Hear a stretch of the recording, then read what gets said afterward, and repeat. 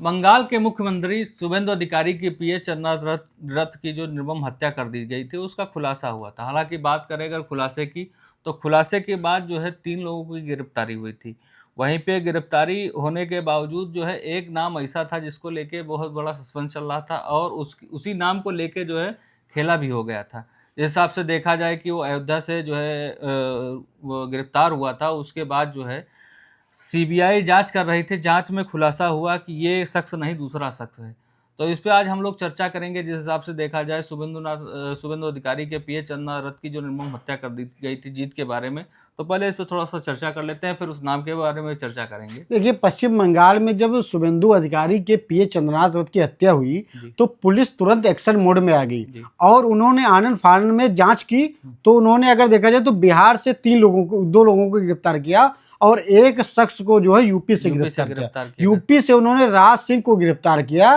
राज सिंह जो कहा जाता है कि बीजेपी से जुड़े हुए थे और क्षत्रिय महासभा के अध्यक्ष भी थे, उनको गिरफ्तार किया। लेकिन बाद में जब जांच में पता चला कि मतलब ये वो शख्स नहीं है, शख्स कोई दूसरा है। बाद में जब इन्हें छोड़ा गया तो पुलिस जो इंटरव्यू इनका हुआ तो इनका जो बयान आया है उसमें राज सिंह ने कहा है कि मैं निर्दोष था। मैं जो रामलला के दर्शन अपनी माँ के साथ गया था, अयोध्या गया था, वहां से जब लौट रहा था तो हम एक ढाबे पे खाना खा रहे थे।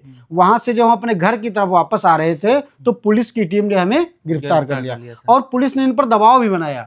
पुलिस ने दबाव बनाया कि आप अपना जुर्म कबूल कर लीजिए, नहीं तो आपका इनकाउंटर कर दिया जाएगा। लेकिन अब कोई भी अगर निर्दोष आदमी अगर उसकी गिरफ्तारी हो जाती है तो जो कोई भी व्यक्ति हो सदमे में आ जाता है। बिल्कुल सदमे में आ जाएगा। और ऐसे कैसे भाई निर्दोष जुर्म कबूल कर ली जब उसने किया ही नहीं।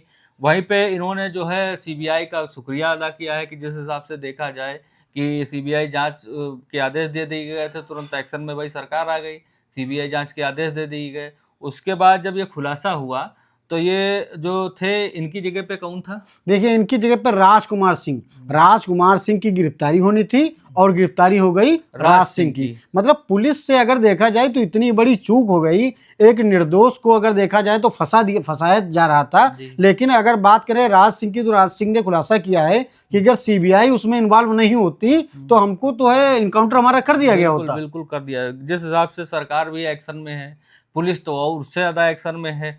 इतना जल्दी वो काम किया और इनका इनकाउंटर भी हो सकता था। लेकिन इन्होंने जो सीबीआई का शुक्रिया अदा किया, वहीं पे जो है सीबीआई ने एक सराहनीय काम भी किया है। एक निर्दोष को जो है बचाया है, दोषी जो था उसको निर्दोष कराया है। दोषी भाई था ही नहीं वो, तो उसको भी बचाया गया। उसी को लेके जो है बहुत ज़्यादा घमासान वैसे पहले भी चल रहा था। जिस हिसाब से देखा जाए कहा जा रहा था कि बीजेपी का ही हाथ है इसमें, और जब ये शामिल हुए ये बीजेपी का आदमी है, ये सब भी चर्चाएं चल रही थी। देखिए, जांच में खुलासा हुआ है कि जो मुख्य आरोपी है राजकुमार सिंह है और उसके साथ एक और भी आरोपी है जो गाजीपुर का रहने वाला है।